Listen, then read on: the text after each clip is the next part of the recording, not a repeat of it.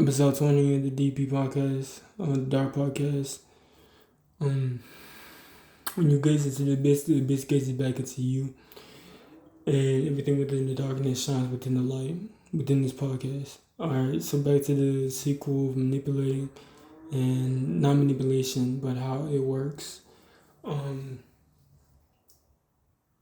Manipulating often works through, because people like to make it seem like it's really just like, and yes, you are responsible and you are the one allowing it to happen, but it's not just allowance, but it's also availability and tolerance. So the more that you tolerate and you're available and you allow, and you simply, not only, it is not really necessarily acceptance, but in a sense of you share so much of yourself. What happens is that, going off kind of like the previous episode, you begin decaying because your source of energy begins to kind of vanquish.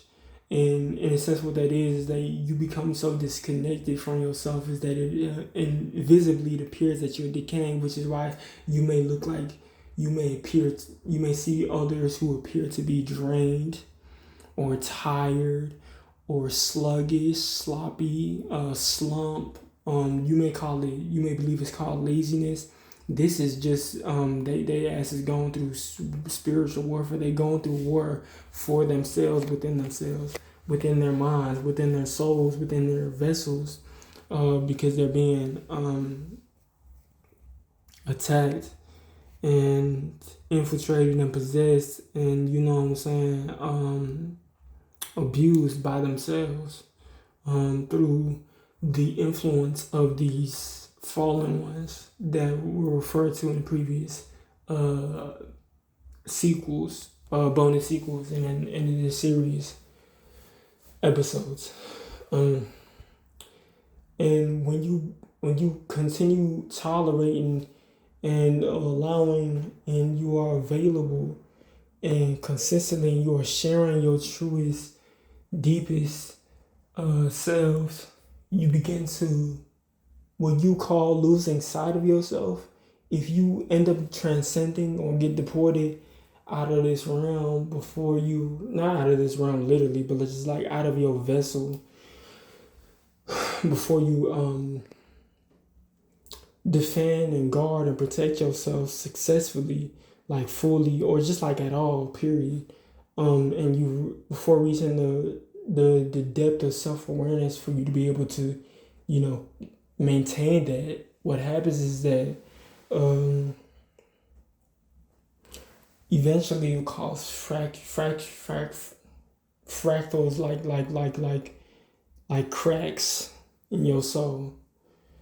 Once again, because, and those cracks are there because what seeps inside is the essence, the spirits, the force of these, the influences, due to the influences of these fallen ones, putting you through such, influencing you through to put yourself through such cycles, which are basically circumstances where you are tolerating the behavior, the attitude, the motion, the circumstances, the situations that you are that you believe to be called surviving within your existence while you are incarnated with a vessel, and that's what causes.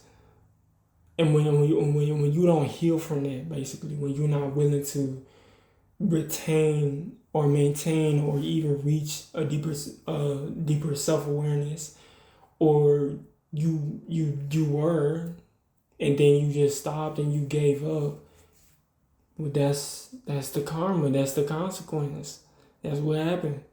You know what I'm saying? That's not even really even the karma, it's just the result of, that's just a situation that you put yourself in, that you allow yourself to be in, actually. Even if you didn't create it, it's like it's not even about the worst thing that could happen. It's just like, bruh, you don't have much of a choice in the circumstance, so you gotta change your perspective. You got to, cause if you don't, you allowing whatever to happen within ignorance to continue happening, and it's only gonna cause further more cracks and cracks and cracks until you shatter, and then you're not only then you have to kind of like reincarnate your soul. It's like a solar reincarnation, and then this was mentioned in previous episodes probably. Within the series is that your soul has to reincarnate, and now you have to restart, and you don't have the same memories you had from your previous incarnation of a soul. Now you have new memories, and that soul is like, not comparing it to your previous one, but it's a little bit smaller because it's not as ancient, it's not as wise, it's not as any of those things. It still has its innocence, unlike your previous soul. But it doesn't have the memories of the previous incarnation. So when it reincarnates, if anything happens, you won't be blamed necessarily, but if you continue to not guard your soul and your mind and your vessel, willingly, and you never even attempt, not even attempt, actually, no, that's not true. If you're just unwilling to be self-aware, period, okay, that eventually just puts you in a position, you allow yourself to be put in a position where you're not allowed to continue having a soul, which is the point, is that they don't want any souls to reincarnate or exist, period. But if they continue existing and continue incarnating and stuff like that, they're like, okay, cool, if I can't destroy you, I'm gonna have to use you. You know what I'm saying? So that's their perspective of it. And so that's why you gotta keep fighting. That's why you in the fight. That's why you in the heat.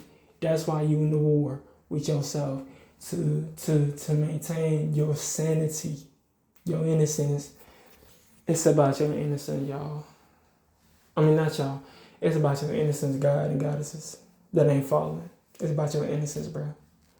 It ain't got shit to do with nothing else. No one else. No other. The juice that your soul has come from your innocence. That's what this war is about. Your innocence, bro. And you can never lose your innocence, because your innocence can never be broken. It will never be permanently gone, bro. Lost don't mean gone. Lost just mean you've lost sight, meaning that you don't remember it. Being self-aware is you just remembering your innocence, your truest self, your depth, your warmth, your awareness. Continue to rise and be aware, and eradicate them bitches and hoes and niggas and these archons, principalities and demons and entities. All of them, vanquish them from existence by simply shining in your existence. Always. Alright. Potent power. Yeah.